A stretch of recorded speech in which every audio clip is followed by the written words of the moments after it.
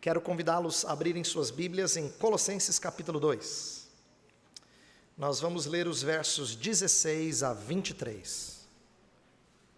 Colossenses capítulo 2, versos 16 a 23.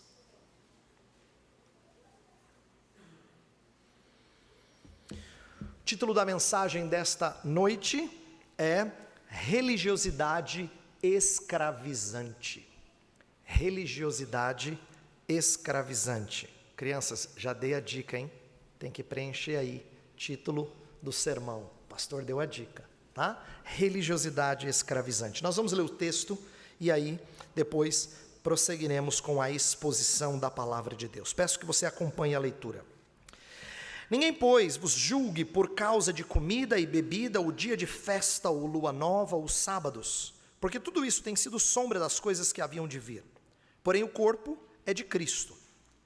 Ninguém se faça árbitro contra vós outros, pretextando humildade e culto dos anjos, baseando-se em visões, enfatuado sem motivo algum na sua mente carnal, não retendo a cabeça, da qual todo o corpo, suprido e bem vinculado por suas juntas e ligamentos, cresce o crescimento que procede de Deus. Se morrestes com Cristo para os rudimentos do mundo, porque como se vivesseis no mundo, vos sujeitais a ordenanças. Não manuseis isto, não proves aquilo, não toques aquilo outro, segundo os preceitos e doutrinas dos homens. Pois que todas essas coisas, com uso, se destroem. Tais coisas, com efeito, têm a aparência de sabedoria, como culto de si mesmo, e de falsa humildade, e de rigor ascético. Todavia, não tem valor algum contra a sensualidade. Irmãos, eu tenho exposto aqui, neste início de ano, mensagens sobre Colossenses capítulo 2, e temos trabalhado desde o início, quando eu estou alternando com o reverendo Bruno, passagens ou trechos de Colossenses, que é uma carta que eu escolhi começar com vocês no ano passado, expondo devagarzinho, e nós estudamos todo o capítulo 1, e agora estamos estudando o capítulo 2, e esta é a última mensagem que eu vou fazer sobre o capítulo 2 de Colossenses, mas ela é, de certa maneira, aquela que abraça muita coisa que eu venho dizendo já há alguns domingos.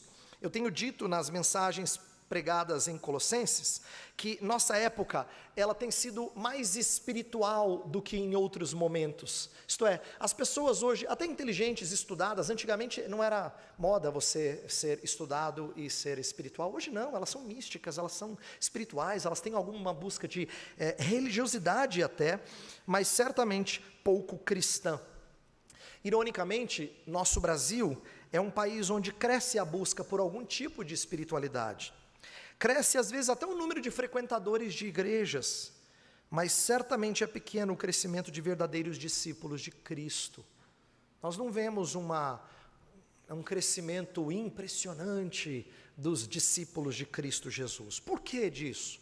Eu creio que há várias explicações, mas uma delas talvez tenha sido vistas por alguns homens de Deus que analisam bem o nosso tempo e mostram como é que é o tipo de religiosidade dos nossos dias. Um autor que eu gosto muito de ler, que tem uma percepção muito boa da realidade, chamado Michael Horton, ele fala num dos seus livros que os nossos dias são tempos de uma espiritualidade muito misturada, muito sincrética, bem típica da epístola de Paulo aos Colossenses, uma espiritualidade misturada, com conceitos diferentes. Por exemplo, olha como o nosso tempo é um tempo de foco bastante individualista e subjetivo. Quer dizer, como é que as pessoas se tornam espirituais? Elas olham para dentro. Não tem tanto a ver com Deus fora e acima delas, mas para dentro. Um foco individualista e subjetivo. As pessoas falam mais de um Deus próximo do que de um Deus distante. Isto é Jesus no coração, entendeu? Pouca gente fala de um Jesus aterrorizador que está acima de nós, de um Deus que é santo juiz. Essas ideias não são muito populares hoje em dia. A gente gosta de falar muito do subjetivo, do interno, do Deus próximo. Outro conceito também bastante comum é que nós vivemos em tempos em que as pessoas são religiosas sem serem às vezes de igreja. São espirituais sem serem frequentadores de igreja, porque há uma orientação anti-institucional. Eu não preciso de igreja, eu consigo me ligar a Deus. sem estar relacionado a uma igreja. As pessoas também não estão muito impressionadas com aquilo que Deus fez na história. O importante é o encontro direto com Deus. Assim como quanto mais místico, mais intuitivo, mais imediato, mais real parece. Tudo isso que eu estou falando revela um pouco da espiritualidade que mais predomina. É aquela que mais vigente. Hoje em dia você não vê pessoas falando de um Deus que é santo e temível. Ninguém fala disso. No passado, gente que não tinha sido convertida, ainda assim tinha uma noção de um Deus santo e temível. E elas eram capazes de ter até medo do que Deus poderia fazer com elas. Hoje não. Hoje Deus é essa coisa quentinha que está aqui dentro, que você se conecta. Essa é a tendência do nosso tempo. O nosso tempo é espiritualizado dessa maneira. E isso explica um pouco do porquê que essa carta é tão atual para a gente. Porque na carta que Paulo escreveu para os Colossenses, os cristãos estavam em busca de outra espiritualidade, mas sem desejar abandonar Cristo. Não é que eles deixaram de ser cristãos, não é que eles falaram assim: Jesus, foi muito bom até aqui, mas agora eu vou para outro caminho. Não, eles continuavam a celebrar Jesus, mas misturado com uma busca sincrética de espiritualidade. E eu creio que nós também somos assim. Quer ver um exemplo disso? Eu já alertei em mensagens anteriores, mas é importante eu relembrar aqui. Nós muitas vezes temos ouvido mensagens sobre a cruz de Cristo, enquanto a gente ainda nutre o desejo de encontrar algum atalho para vencer um problema na vida, um atalho espiritual. Isso mostra a nossa falta de discernimento. Eu disse que discernimento é bem ilustrado por aquilo que a criança pequena faz, quando ela engatinha e coloca na boca aquilo que não é comida. A nossa falta de discernimento também pode ser vista na maneira como a gente busca algum caminho especial para um problema no casamento, para a educação dos filhos, para a batalha contra a tentação, ou medo em relação à ansiedade, ou qualquer coisa desse tipo. Quando a gente procura alguma coisa, porque assim, o pastor falou da cruz, isso é muito importante, mas pastor, tem alguma outra coisa para eu vencer? Nós estamos sempre sujeitos a achar que Cristo não basta. Por isso que o que eu tenho pregado nos últimos domingos, baseado em Colossenses, eu creio que seja importante, porque esse não é um problema só de 2000 anos atrás, numa cidadezinha chamada Colossos. Esse é um problema nosso. Nós também temos dificuldade de firmar nossa confiança em Cristo e não cedermos à tentação de buscarmos outras tentativas de êxito espiritual como complemento a Cristo. A gente também tem dificuldade. Isso não é uma coisa fácil, não é uma coisa que nós não estamos sujeitos. No nosso texto de hoje, a gente vai ver um apóstolo que vai voltar a temas que ele já introduziu, só que agora ele vai detalhar o que antes só foi mencionado. Por exemplo, no versículo 8, ele fala assim: cuidado que ninguém vos venha enredar com a sua filosofia e vãs sutilezas. Agora ele vai explicar para você o que essa filosofia e vãs sutilezas defende. O que é esse perigo que é defendido pelos falsos mestres que Paulo está preocupado a alertar.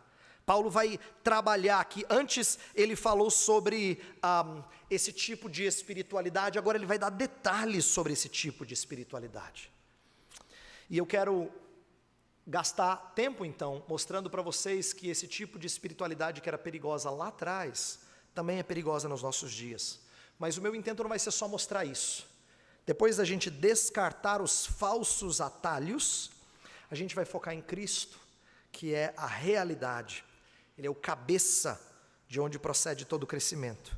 E é o nosso libertador. Então a gente precisa primeiro ver como é que nós também estamos sujeitos a esses perigos, para depois a gente aprender como é que nós precisamos ouvir de Cristo de novo. Eu já falei dessa filosofia, eu vou resumi-la em alguns pontos e depois a gente vai mergulhar no texto. É bem provável que Paulo estivesse combatendo uma salada mista de religiosidade. Por isso que eu tenho usado a palavra sincretismo várias vezes. Ela tinha elementos judaicos misturado com misticismo de religiões populares da região, não é? E com práticas ascéticas, isto é, de privação do corpo, uma série de coisas misturadas, como a gente vai ver no nosso texto de hoje. Propostas legalistas, místicas e ascetas. E com isso tudo, o que eu quero mostrar é que o que eles estavam fazendo lá é revelador de nossa busca por um caminho mais sublime. Os legalistas, eles equacionam, por exemplo, a santidade com a observância de rituais. Se você cumprir certos rituais, então você é superior espiritualmente. Os místicos, eles se apegam a experiências, tais como visões e revelações extra-bíblicas. E outros, numa prática asceta, como a gente fala, não é? Creem que é melhor você se privar de coisas para você ser mais espiritual. Então que a pobreza ou a vida simples e de privações é o melhor caminho para a piedade. Paulo vai mostrar que todas essas propostas, elas são fracas e elas não oferecem o remédio para as nossas lutas espirituais. Então, eu quero que você atente agora para o nosso texto, e eu vou dividi-lo em 3 partes, tá? 3 partes. Os versos 16 e 17 são a primeira parte. A gente vai falar sobre legalismo. Legalismo. O legalismo é o apego à própria lei, a fim de nós alcançarmos o favor de Deus, a salvação de Deus. Então, versos 16 e 17, Paulo fala assim: ninguém, pois, vos julgue por causa de comida e bebida, ou dia de festa, ou de lua nova, ou sábados, porque tudo isso tem sido sombra das coisas que haviam de vir, porém o corpo é de Cristo. Veja que o texto está falando de uma parte dessa preocupação paulina que tem a ver com regras judaicas. Não é que só a religião judaica tinha regras, outras religiões também tinham, mas a ideia de sábado aqui é bem típica da fé judaica. Então, esses falsos mestres estavam dizendo que o verdadeiro espiritual é aquela pessoa que obedece regras de comida, de bebida, de dia de festa, de lua nova, de sábados, coisas que estão mencionadas ao longo da lei de Moisés. É como se a observância dessas regras fosse indispensável para a salvação ou para a plenitude espiritual. E a resposta de Paulo vai ser como? Ele vai usar o argumento de sombra e realidade. Sombra e realidade, que é um argumento histórico, né? A ideia de que Jesus Cristo é a realidade para a qual essas leis eram a sombra. Tá? As leis foram importantes, mas elas já cumpriram o seu papel. Então, quando o texto fala assim, verso 27, porque tudo isso tem sido sombra das coisas que haviam de vir, porém o corpo é de Cristo, você fala, o que tem a ver o corpo é de Cristo? É como se Paulo estivesse dizendo assim, a realidade chegou. Quando a realidade chega, você não fica olhando para a sombra, né? Imagina a criança pequena esperando o pai chegar em casa, ele está louco para o pai chegar para ele brincar, e o menino está lá empolgado, aí ele vê a sombra do pai, quando o pai chega ele fica olhando para a sombra e fala assim, pai, que gostoso ver o senhor aqui. A realidade chegou, que você está olhando para a sombra, que você está atentando para ela, se aproximando, ao invés de ir para a realidade. Então, a gente não fica atento àquilo que era apenas sombra. Seria a mesma coisa que a gente dirigir, olhar uma placa e falar, curva perigosa daqui a 300 metros. Aí você chega, toma o cuidado, faz a curva e fala assim, pessoal, acho que a gente devia voltar a dar uma olhada naquela placa, porque aquela placa está bem destacada, assim, importante. Estava bem importante ali, vamos voltar para tirar uma foto dela. A mensagem para a qual ela servia já cumpriu o propósito. Você não tem que se apegar a ela. Você não pode voltar a ela. Isso acontece com as leis cerimoniais. Então, Paulo está mostrando como esse tipo de regra não cabe, porque é atentar para a sombra ao invés de para a realidade, para o corpo de Cristo. Agora, não basta dizer só que isso não cabe. É importante que Paulo destaque o que acontece quando a gente se torna legalista. A gente se torna crítico de outros. Você percebe que o texto começou assim, ninguém vos julgue por causa dessas coisas. O legalista é assim, ele é crítico. Ele coloca um padrão e normalmente esse padrão é aquilo pelo qual ele vai julgar os outros. E ele julga todos os demais inferiores a ele, que não observam o seu padrão. E normalmente é assim. O legalista não olha para a lei de Deus, porque se ele entendesse a lei de Deus, ele não se julgaria cumpridor dela. ele teria vergonha de criticar os outros. Mas o legalista costuma ter uma visão muito superficial da lei, achando que ele a cumpre e achando inferior os outros que não a cumprem. É por isso que ele olha de cima para baixo e diz assim: olha só que vergonha. Infelizmente, as igrejas evangélicas brasileiras têm se encantado com as sombras e com as regras. Não é à toa que tem um monte de evangélico desviado. Conversa com eles. A maioria vai te dizer que saiu porque era muita regra. Ele não viu nenhum sentido de ficar ali. Tudo que ele tinha nas suas casas era: não pode fazer isso, crente que é crente não faz isso, não faz aquilo outro. Não é? Regras atrás de regras o tempo todo. Isso revela um problema que não é só preso a outros, mas também é preso a nós. Eu quero mostrar aqui para vocês que quando a gente leu aquele texto de Gálatas capítulo 2, ficou claro que nós também colocamos padrões acima do que nós mesmos conseguimos cumprir. Nós também temos medo dos outros, e por isso que a gente cumpre certas regras, e não por devoção ao Senhor. Nós também colocamos padrões que são injustos. Nós também nos apegamos e gostamos de estruturas antes do que da vida que deve permear as estruturas. Tudo isso é exemplo de legalismo. Isso não está só em outras igrejas, está também nas nossas igrejas. Sabe, o legalismo, ele propõe uma religião de vista e não de fé. O que isso significa? Ele quer ver você se apegar a certos rituais, a certas práticas. Comprometido, gostei. O legalista, ele é muito zeloso por compromisso visível. O legalista também propõe uma religião de boas obras. Ele quer se aquietar diante do seu desempenho. É por isso que eu me preocupo quando a gente ouve a palavra de Deus e apanha da palavra de Deus e não sai daqui arrastando. Porque talvez a gente não tenha entendido a palavra de Deus. Quando na parábola do fariseu e do publicano, o publicano se apresentou diante do Senhor Deus, o que o texto diz? Ele não conseguia erguer a sua cabeça aos céus.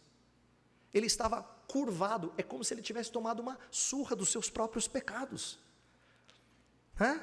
E ele bate no peito e diz: Senhor, tem misericórdia desse pecador. E é esse que Jesus levanta, exalta. Não é o que sai confiante de que ele está fazendo o que agrada a Deus. É aquele que está quebrado pela lei do Senhor, antes do que se julga obediente a ela. Então, perceba como o legalismo, ele sufoca a gente. O legalista, ele não enxerga que o apego às regras e às formas mata a vida nele e a vida no outro. Ele propõe uma religiosidade escravizadora, como eu falei, que é o título de nossa mensagem. Então eu queria que você atentasse para as vezes em que você vê legalismo perto de você e você vê legalismo em você. Segundo problema dessa heresia é o misticismo. Os versos 18 e 19 são a segunda parte que eu estou destacando nessa mensagem. 18 e 19 falam assim: ninguém se faça árbitro contra vós outros, pretextando humildade, culto dos anjos, baseando-se em visões, enfatuado, sem motivo algum na sua mente carnal, e não retendo a cabeça, da qual todo o corpo, suprido e bem vinculado por suas juntas e ligamentos, cresce o crescimento que procede de Deus. Nesse texto, Paulo de novo vai mostrar outra razão pela qual as pessoas julgam umas às outras. Só que agora não é lei, agora é experiência, é o misticismo. O misticismo, que é o segundo aspecto dessa heresia, ele é uma experiência religiosa considerada profunda e superior às outras. O místico é aquela pessoa que busca essa experiência, e não importa se ela é razoável, importa que ele sentiu. Importa que ele sentiu. Que bonito, quando eu falo assim. O místico ama essas coisas.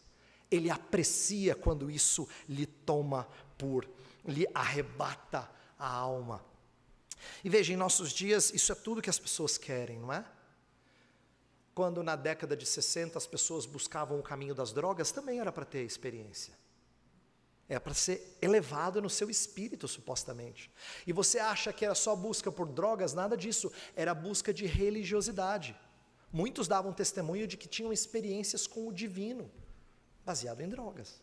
A ideia de ser elevado no espírito é sentir que você tem uma experiência transcendental. Mas isso, eu falei, não acontece só fora na sociedade, acontece no nosso meio também. Não é? Eu falei que de uma religiosidade que se move para dentro, para o coração. Olha como ela é mística, que tem anseios terapêuticos. Ela quer sair daqui bem, ela não quer salvação, ela quer sair daqui acalmada. Ai, pastor, hoje a mensagem foi tão gostosa, eu me senti super bem, não é? Tem gente que está atrás dessas coisas. Como eu falei, ela é desconectada de instituição, porque ela é privada. Ela está numa jornada fluida, sem destino, mas na qual ela busca ser pautada pelo que ela vê e sente. Você percebe por que isso é perigoso? Eu explico de maneira mais explícita. A Escritura não é um livro em que nós tocamos em Deus. É um livro no qual nós não vemos a Deus e nós ouvimos a sua palavra. É um livro em que constantemente o povo de Deus está em busca de ver alguma coisa, mas Deus nos corrige dizendo: descansa em mim, confia em mim. Nossa religiosidade não é uma religiosidade de experiências marcantes o tempo todo. Você acha que Jó teve experiências marcantes quando ele estava sofrendo as dores e as perdas, as dores do seu físico e todas as perdas, e no entanto, ele se arrepende? Você poderia dizer assim: pastor, mas ele não estava num culto assim, que teve aquela experiência. É verdade, não estava mesmo, mas ele deveria ter se curvado diante do Senhor, se quebrantado diante do Senhor. Ele até se arrepende no pó e na cinza, porque falou bobagem. O Senhor teve que falar com ele, para ele entender que mesmo quando Deus parecia ausente, Deus estava presente. Sabe qual é o problema do místico? Ele quer sentir o Senhor do seu lado sempre. Eu queria explicar para vocês que nesse mundo quebrado, a gente sente mais a ausência de Deus do que a presença de Deus, entende? E a gente não o serve só quando sente a presença de Deus. Quem vai por esse caminho é místico. Sentir. E nós estamos cheios de pessoas assim. Gente que também, infelizmente, se torna soberba nesse tipo de religiosidade. O que é irônico é que isso deveria ser só assim para ela, mas ela julga as outras pessoas baseado nisso. O texto no verso 18 fala: ninguém se faça árbitro contra vós outros. Por que ele está falando de alguém avaliar você, ser árbitro contra você? É porque elas vão julgar a sua espiritualidade em relação a esse tipo de experiência. Ela parece humilde, mas ela não é humilde. O texto, verso 18 fala: pretextando humildade, mas na verdade ela é soberba. O místico é soberbo. Sabe, existem maneiras diferentes de evangélicos se sentirem inferiorizados porque não passaram por uma determinada experiência espiritual. Tem evangélicos que se sentem inferiorizados em certas igrejas porque não falam em línguas. Tem evangélicos que se sentem inferiorizados porque não foram a um determinado retiro ou encontro especial. Tem evangélicos que não se sentem espirituais porque não são fervorosos no seu louvor. Você já foi desprezado porque você não experimentou alguma coisa assim? Isso é um misticismo, julgando e acabando com as igrejas, sendo orgulhosamente superiores.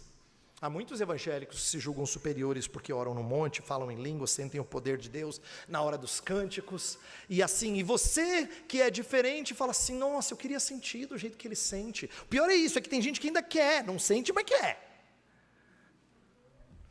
Olha como nós somos mal direcionados. Inclusive, o texto vai mais longe, falando de culto de anjos. Você fala: o que é isso, pastor? Esse é um texto difícil de interpretar, porque não há muitas dicas, mas a impressão que dá através de pesquisas, inclusive geográficas, que foram feitas na região de Colossos, é que haviam algumas religiões que falavam de ter experiências com seres angelicais para serem protegidos de forças do mal. aparentemente isso estava sendo proposto para a igreja de Colossos, como se eles tivessem que buscar proteção do mal mediante o auxílio de seres angelicais. Aí você diz, nossa, que absurdo. Veja, existem propostas de proteção ou de bênção especial em outros ramos da cristandade. Não é só os de Colossos que tinham, não é essa heresia louca. Ao longo da história da igreja, o papel dos santos ou de Maria no catolicismo romano era de suplementar a Cristo. Mas você vai dizer, pastor, mas eu saí do catolicismo. Mas os neopentecostais têm os seus amuletos, não é? Ungidos. Pastor, eu também deixei a igreja neopentecostal. Sim, evangélicos mais tradicionais têm os seus eventos, os encontros, os acampamentos.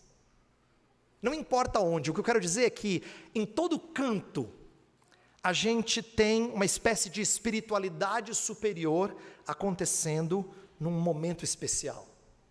Os crentes mais velhos aqui, quantos não lembram daquele acampamento especial que foi tocante?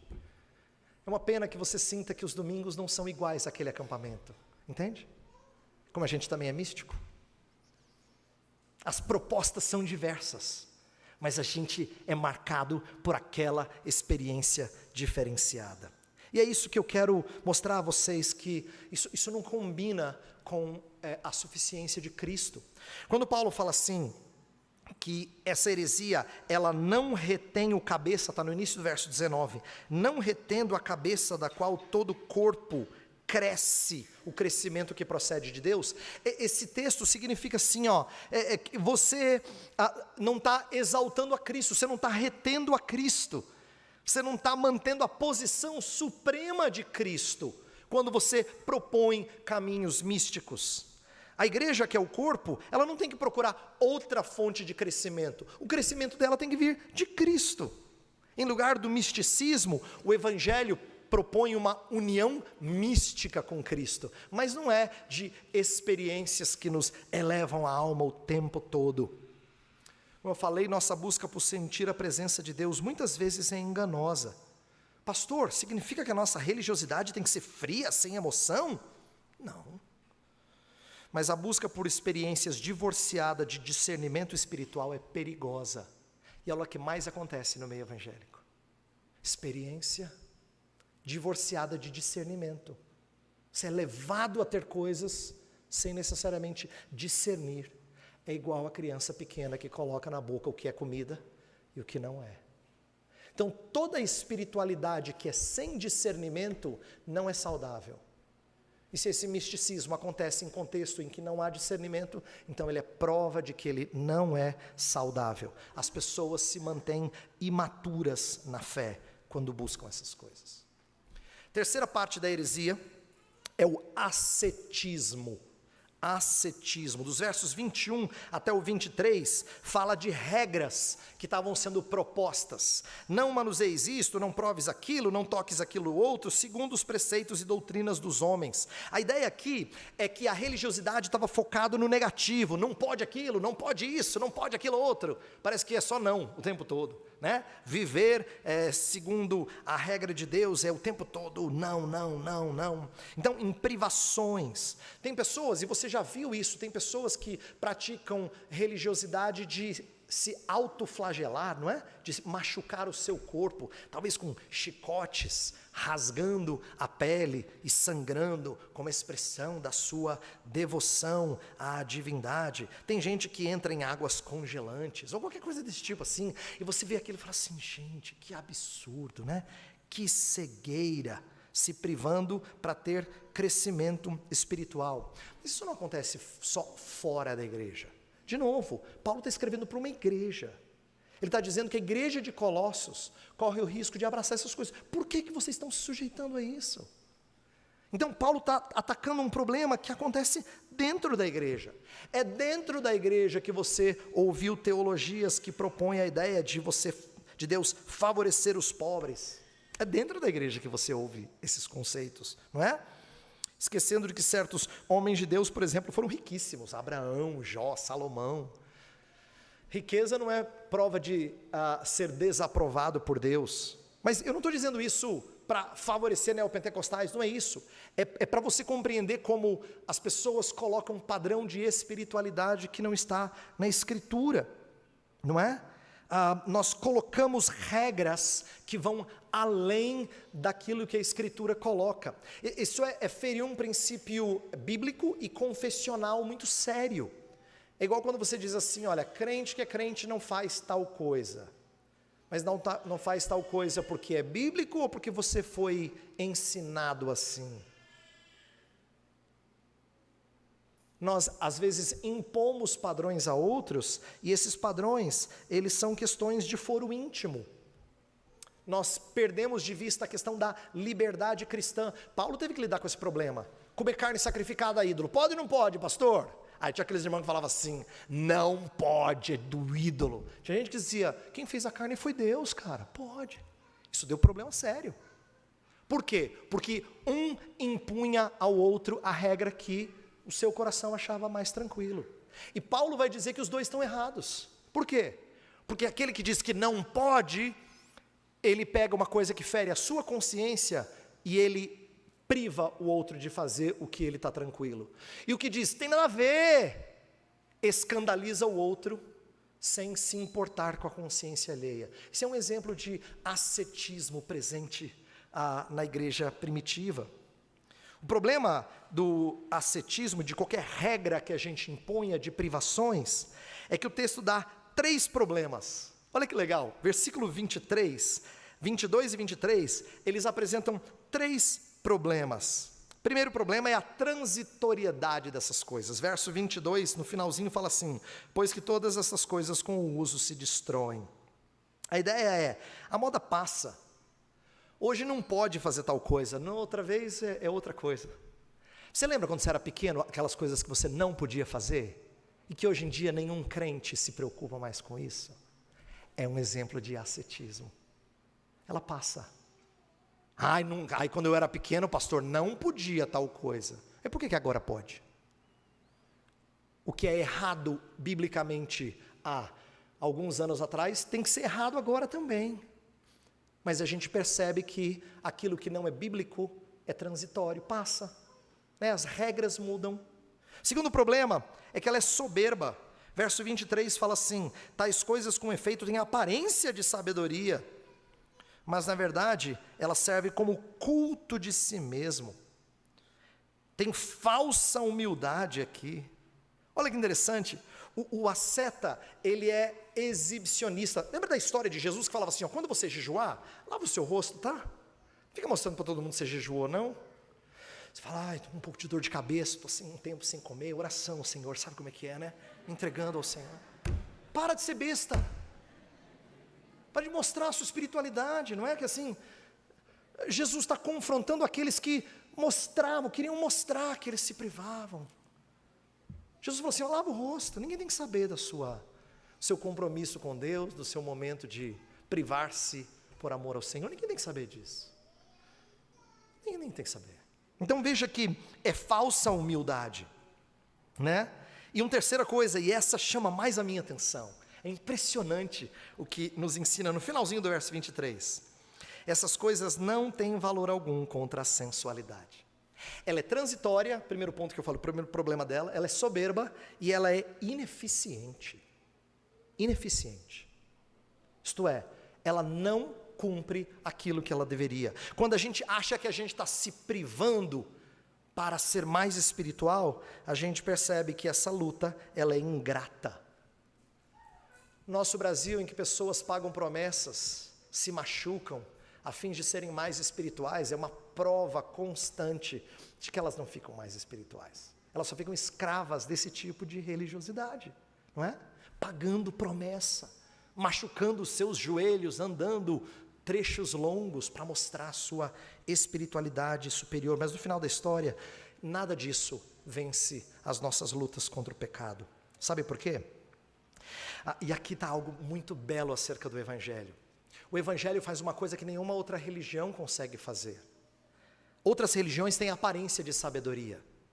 O que Paulo quer dizer com aparência de sabedoria? É assim, há certas privações que parecem muito boas, parecem sábias. Imagina que alguém chegasse para você com uma dieta alimentar e dissesse assim: olha, a gente tem que manter o corpo são, porque corpo são, mente sã, entendeu? E tem muito crente que cai nisso. Agora, por que ele cai nisso? Porque parece sábio, parece que se privar de certas coisas, eu consigo matar desejos ruins do meu coração. Mas esses desejos ruins, seja de comida, né, ou de qualquer outro prazer, são uma tentativa de matar o eu dentro de mim. Agora presta atenção, você não consegue matar o eu. Outro tem que matá-lo em seu lugar. Quando Paulo fala assim no texto que a gente leu, já não sou eu quem vive, Cristo vive em mim, é porque o soberano tem que adentrar o nosso coração e matar o eu que vive em mim. Religiões que propõem privações, elas não conseguem mortificar a carne, na verdade elas só exaltam a carne, elas inflam o eu. O eu só morre através da espada do Evangelho. Ela só morre quando Cristo é o nosso Senhor. E eu quero terminar falando talvez do verso mais importante de todo o nosso texto. O verso 20 fala assim: se vocês morreram com Cristo para os rudimentos do mundo, por que vocês se sujeitam a essas coisas? A ideia é que a morte de Cristo nos liberta.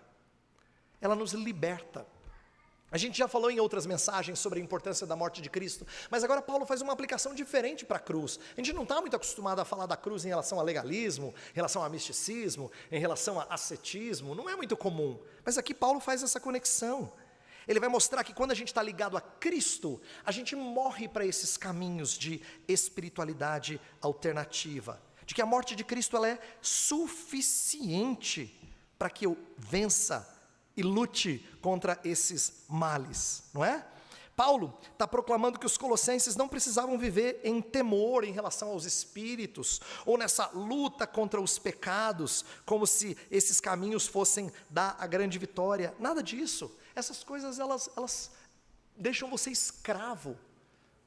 O legalismo deixa você escravo, o misticismo deixa você escravo, esperando a próxima experiência. O ascetismo deixa você escravo. Você só vai procurar uma outra moda de privação. Toda essa religiosidade, ela é escravizadora. A morte de Cristo é aquilo que nos liberta. Sabe por que ela nos liberta? Atenção. Ela nos liberta do legalismo, porque a cruz nos livra de termos que ser cumpridores da lei, para sermos aceitos por Deus e pelos homens. Quando você for confrontar alguém, quando você for desafiar essa pessoa a uma vida correta, não tenha medo dela te perguntar assim: e quem você pensa que é? Como quem diz, você tem moral para falar alguma coisa? A gente não confronta as pessoas porque a gente tem moral. A gente confronta porque a cruz de Cristo nos libertou, para a gente conduzi-las a caminho de santidade. É por isso que a gente as confronta. Não é porque a gente tem moral. A cruz de Cristo nos liberta. É por isso que você pode e deve receber uma exortação do seu irmão, como a igreja de Colossos teve que receber a exortação de Paulo. Não é porque Paulo tinha moral, é porque ele estava liberto pela cruz de Cristo, entende? Por isso que ele podia puxar a orelha e todo mundo tinha que baixar a crista e dizer: sim, Paulo, você está certo. A gente está se sujeitando a essas coisas. A cruz de Cristo, ela é libertadora, ela nos liberta do legalismo. É tão libertadora a gente não ter que agradar as pessoas, viver para que elas digam: muito bem. É tão libertador a gente não viver em prol de agradar as pessoas, de alcançar um certo padrão. É tão libertador. E a gente deve se apresentar a Cristo, porque Cristo nos liberta do legalismo. Ele também nos liberta do misticismo. A cruz de Cristo nos livra de nós precisarmos de novidades espirituais para nos sentirmos crescendo espiritualmente. Você não precisa ficar atrás de novidades dizendo assim: estou sentindo o poder de Deus. Sabe o que você precisa? Você precisa do espelho da palavra de Deus. A palavra de Deus reflete para você quem você é. E à medida que ela se torna clara a você e mostra quem você é, você cresce. Você cresce. A cruz é alimento para toda a nossa vida e nos mantém crescendo à medida que nós estamos ligados ao cabeça. E a cruz de Cristo também nos liberta do ascetismo. Por quê? porque ela nos livra de termos que parecer humildes pelos nossos próprios esforços, pois podemos nos gloriar nela e até festejá-la, como a gente faz quando a gente celebra a ceia, por exemplo. Não é? A cruz também nos livra de um caminho em que nós nos matamos para vencer as tentações, não é assim. É o Espírito que nos faz morrer na cruz de Cristo. Por isso que a gente canta um hino que fala assim: como eu amo a mensagem da cruz. Entende? Como eu amo a mensagem da cruz. Ela é meu consolo, ela é a minha vitória, porque eu não preciso buscar esses caminhos alternativos. Cristo basta, Ele é suficiente para mim. Eu quero orar para que Deus ensine para a gente uma coisa que a gente já devia saber, mas nós perdemos de vista, que é que Cristo é suficiente para alimentar o nosso coração e nos livrar de tentativas fúteis de crescer espiritualmente, de ser mais crente. Alguns de vocês talvez estão num desses caminhos aí, da religiosidade colossense. Está na hora da gente se arrepender e pedir que a cruz de Cristo se nos pareça mais libertadora. Curve a sua fronte, vamos falar com Deus. Ó Senhor, estamos aqui certos de que a Tua palavra é o nosso consolo, mas também é o espelho que revela as nossas fraquezas. Então, antes de nos consolar, ela precisa mostrar os perigos que nos cercam e às vezes os enganos aos quais nos submetemos. Alguns de nós, Senhor, têm vivido de acordo com certos padrões para agradar pessoas. E como isso é legalista, Senhor? Como nós temos medo do que os outros vão pensar de nós? Como nós estamos cativos disso? Que espírito legalista. Alguns de nós, Senhor, temos buscado sentir o poder de Deus e não conseguem entender uma espiritualidade em tempos de sequidão, em tempos de abatimento. Ó Pai, faz-nos compreender que o Senhor é sempre conosco. Mesmo quando o Senhor parece distante, o Senhor não é distante do Teu povo. O Senhor é Deus presente. Então, não nos deixe confiar só na espiritualidade sentida. Ensina-nos a confiar naquilo que Tua palavra afirma, independente de sentirmos ou não. Senhor, e cura-nos de achar que quando nós nos privamos de certas coisas, a gente cresce espiritualmente. O Senhor nos trouxe a uma vida de liberdade. Liberdade dessas privações, para nós experimentarmos os prazeres dessa vida com moderação, mas com alegria, com gratidão no nosso coração. Com o senso de que nós não crescemos quando nós matamos o eu. É quando o Senhor mata o eu, que nós de fato crescemos espiritualmente. Então venha ao nosso socorro.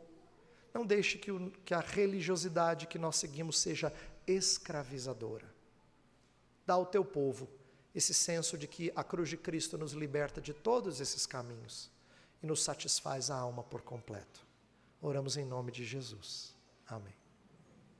Vamos ficar em pé e receber a bênção do Senhor. E depois de recebermos a bênção, nós cantaremos o amém. Que a graça do Senhor e Salvador Jesus Cristo, e o amor de Deus, o eterno Pai, e a comunhão do Santo Espírito estejam com vocês, povo de Deus, hoje e sempre. Amém.